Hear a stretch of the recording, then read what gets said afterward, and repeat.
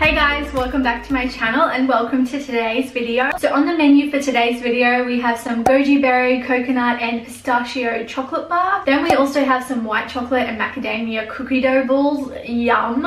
And finally we are going to be making some choc hazelnut freezer fudge. So if you guys do like this kind of video and would like to see more recipes, please give this video a big thumbs up and leave me a comment down below letting me know what kind of recipes you would like to see on my channel and over on my Instagram. And yeah, let's get baking. So the first thing we're going to be making today is the goji berry, coconut and pistachio chocolate bark.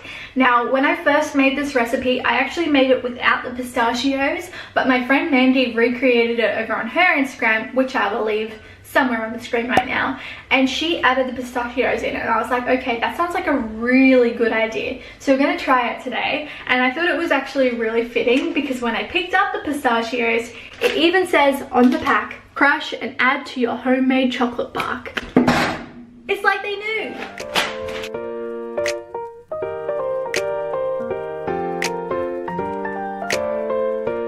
To make the chocolate bark, what you're going to need is about 2/3 of a cup of melting dark chocolate. You want to then take your dark chocolate and microwave it for a minute, and about halfway through I recommend stirring it to make sure that it's melting quite evenly and also so that you don't burn your chocolate. Once your chocolate's melted, you want to add to it 1/4 of a cup of dried goji berries and 1/4 of a cup of shredded coconut, and then you want to mix it all together until you get a really nice crunchy looking consistency. And then once you've done that, you just want to line a tray or a plate with some baking paper and pour your chocolate on.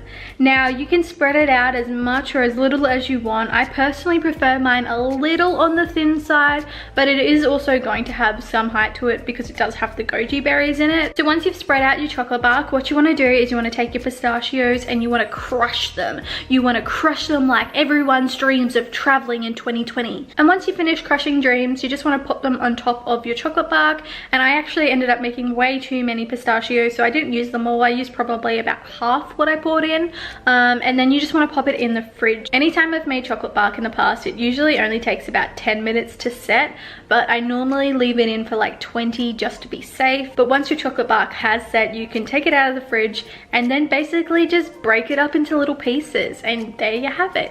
It's really simple, really easy, and super delicious. Alex and I often like to have this as a little dessert in the evening, and what I like about it is so much more cost effective than buying a block of flavored chocolate, and it's also a little bit more fun to choose your own ingredients. Like you could really add anything you like to your chocolate bark. But yeah, that's the recipe for the chocolate bark. Super easy, super delicious, and super tasty.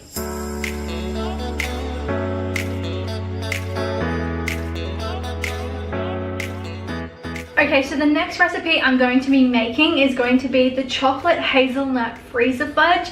And I'm so excited about this one because I can tell it's going to be so delicious. So this recipe is based off one that I found for peanut butter freezer fudge on spoonuniversity.com, which I will leave in the description box below. Unfortunately, I absolutely love peanut butter, but it gives me really painful cystic acne, so I try and avoid it. So instead, I decided to try the recipe using the nut via hazelnut spread. You'll need 1/2 cup of the spread, 2 tablespoons of melted coconut oil, 2 tablespoons of maple syrup, 1 teaspoon of vanilla extract. I only had the imitation vanilla, but it still worked, and of course some salt to taste. Then you just want to mix all your ingredients together in a bowl until they're nice and smooth. Once the ingredients are all mixed, take a Tupperware container and line it with Glad wrap before pouring your mixture in. Give your mixture a good 45 minutes to set in the freezer, and Bob's your uncle. You've got some delicious chocolate hazelnut freezer fudge.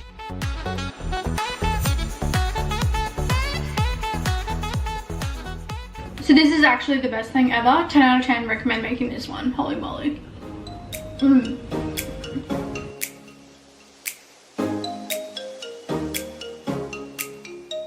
Guys, I am absolutely smashing through these recipes. I knew I said they were going to be quick recipes, but these are genuinely so fast and easy that it's actually surprising me.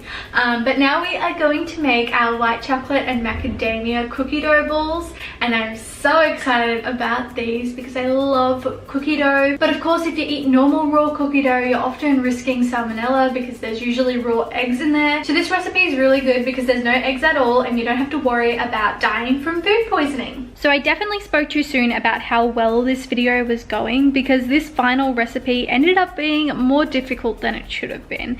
I originally used coconut flour, but because coconut flour is so absorbent, I couldn't get the consistency wet enough to form it into balls. So instead I redid the recipe, and this time I used 2 cups of gluten-free all-purpose flour, 3 tablespoons of coconut oil, 3 tablespoons of maple syrup, 1/4 cup of white chocolate chips, about 2 tablespoons of crushed macadamias, and I also forgot to add, until I was mixing, about 1/2 teaspoon of vanilla. And as I was mixing, the mixture wasn't quite doughy enough, so I also ended up adding 1/4 cup of soy milk, and this was perfect. Once it was all mixed together, I just used clean hands to roll into little balls and then pop them in the fridge for 20 minutes, and they were good to munch. Well guys, that wraps up today's video. I hope you guys enjoy these recipes, and if you plan on making any of them, please let me know down below which ones you think you'll be making. And if you want to see more recipes or videos like this, please give this video a big thumbs up, and don't forget to hit the subscribe button. Also go follow me over on Instagram, because I do plan on posting a lot more food photos over there and sharing a lot more recipes over there as well. So yeah, I hope you guys enjoyed this video, and I'll see you in my next one. Bye bye.